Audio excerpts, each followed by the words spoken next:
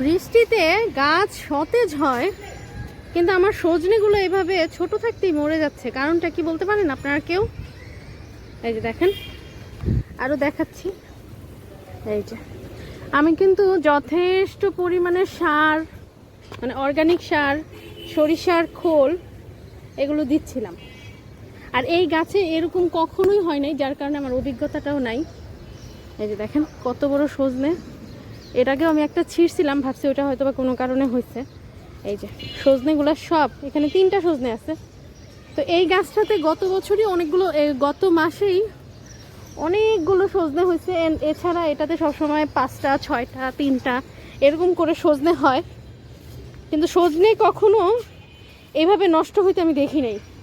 এইবার এই ঝড় হলো, ঝড়ের পর থেকে যে গাছে এর আগে 4টা সজনে ছিল, ওই ঢালটা ভেঙে গেছে। তো ভাবছি আচ্ছা ঠিক আছে, কিন্তু এইটা কেন হলো? এটা কি কোনো গাছের অসুখ বা কোনো ফাঙ্গাল ইনফেকশন? আপনারা যদি কেউ জেনে থাকেন প্লিজ আমাকে জানাবেন, কারণ আমার তো খুব খারাপ লাগতেছে। আমার খুব শখের একটা গাছ ছিল এটা। এই সজনে গাছগুলো এভাবেই মানে নষ্ট হয়ে যাচ্ছে। গাছের তো একেবারেই অবস্থা খারাপ, উপরের যে ঢালটা ছিল সেটাই ভেঙে গেছে, আর এখন এই সজনেগুলো নষ্ট হয়ে যাচ্ছে।